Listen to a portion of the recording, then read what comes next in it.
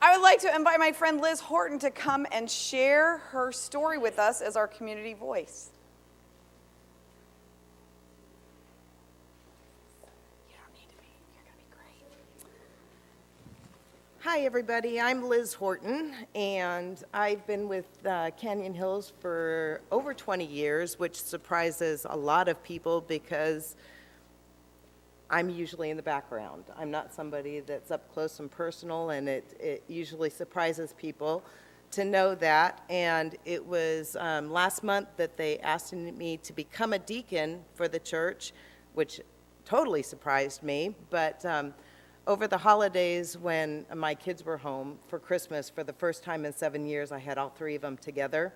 I expressed my nervousness to become a deacon, and they said, but you have a story that could help people, but you just need to tell it. And I said,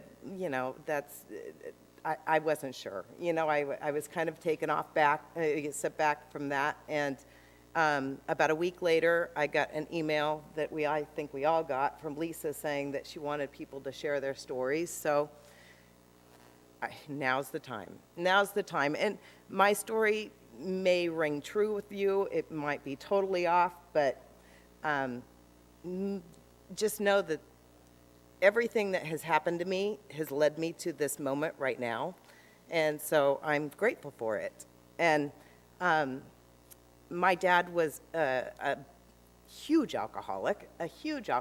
And from the minute that they adopted me, I became the boy he always wanted, I guess. I was his sidekick. And so my everyday life was with him. My earliest memories were being at the bar with him.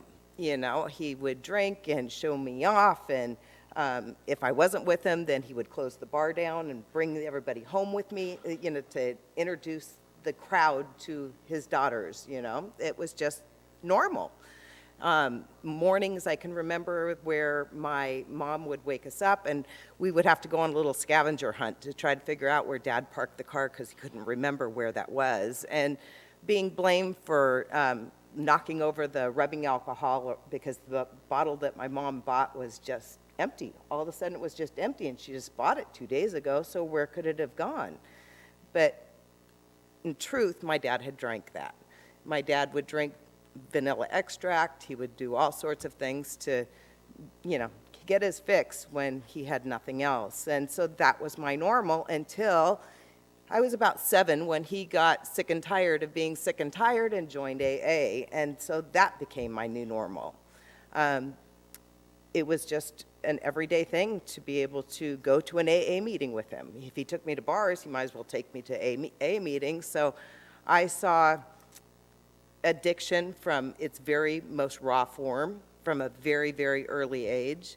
I went on 12-step calls with my dad, because he wanted to support other people. So it would be common for him to just take me with him to do a 12-step call. And that's how I grew up. My summer vacations were spent down in Palm Springs at the roundups. And I was leading a la teeny bopper meetings. And, it just is just part of my normal day.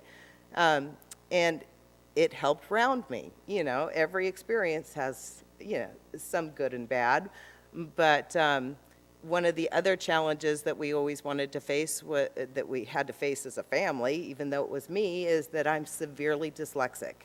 It's something I struggle with every single day, and it was the 60s. It was early 60s, so they didn't know that it was dyslexia that I had. I can recall being called into my teacher's, I think, first grade class, and my parents were there, and the teacher was saying, your daughter, she's retarded. She has retardation, so we can't expect a lot from her. And it was years later in one of my special classes that it was actually determined to be dyslexia. And I can remember my grandma was watching me one night, and she was listening to Billy Graham, and he was talking about prayer. And after the show was over, I said, Grandma, my prayers don't work. They don't work. And she goes, what do you mean? And I said, I pray every single night for me to be smart, to be like the other kids. And she said, he made you exactly the way you're supposed to be. There's nothing wrong with you. You just have to find your right thing, And because of that, I was, it's something that I still think about. I don't need to be like everybody else because I'm me. And I found my passions. School was never an easy thing, never an easy thing. So I could not find my freedom in a classroom like so many others did. I found it in animals, and it was something that still carries me through today. And I'm so nervous right now that if I could figure out how to have brought my two 70-pound boxers for support, I would have. But anyway, it's just something that has always been near and dear to my heart is my animals, and they have seen me through some of the toughest times. I had another road bump in my path. When I was in high school, I thought semi-perfect dad, total white-collar man, all of a sudden asked me to come home. I was 16, almost 17, and I came home and he announced that he had done something wrong and that he's going to be going to jail. And I knew this man has never had a speeding ticket before in his entire life, and I thought, what, And he just did the wrong thing at the wrong time, and he had to go to prison. He spent 4 years in prison, and if that wasn't bad enough, I realized soon after that I was the only one that could support my mom. They were much older when they adopted me. So this is a woman that had never worked a day in her life. She was a wife and a mother, and now she's faced with having to figure out how to deal with it, and she couldn't. So I was the one that finished high school, thank you, anyway, and then went straight to work. And I took every and any job that I possibly could, which was a benefit because God made me that way. There was nothing that I would say no to, just about, and God made me a hard-working person. I am grateful for every day that I get to be employed, and I never take it for granted. I am grateful that based on all the opportunities that I was given along the way, I was able to take care of my mom, and once my dad was released, I was able to take care of him.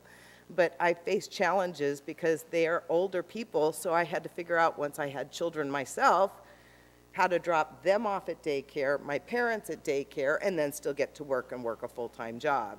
But that was just part of my life. It was just normal every day. My path has led me through miscarriages. I've lost babies, but I knew that it was something that it wasn't meant to be at that time. And God has a sense of humor because he made up for the miscarriage with twin girls, and I don't even know how to do my own hair, let alone girls. But that there's always a benefit in everything. But I am somebody that has had a marriage end after 31 years. Out of the blue it ended, and so I had to start again. And there's all sorts of different things that came about that, but one thing that never failed to lift me up was my in-laws. They never let me down. They stood by me through thick and thin, and they have never forgotten me, but I appreciate that more than anything. Life has lots of twists and turns. There's good and bad, and with every bad, I have been able to find a good. And I thank God every day, every single day, for the little things that he gives me. I do have food today. I do have a place to sleep. I have employers that have gone out of their way to give me a chance to do things in my own way, since I don't learn like everybody else. And I've been able to succeed from that. I am grateful for my family, for my church family, and for the 3 kids that have struggles of their own, but they never give up. And I thank you for allowing me to be a deacon for Canyon Hills Presbyterian, and I look forward to see where that takes us.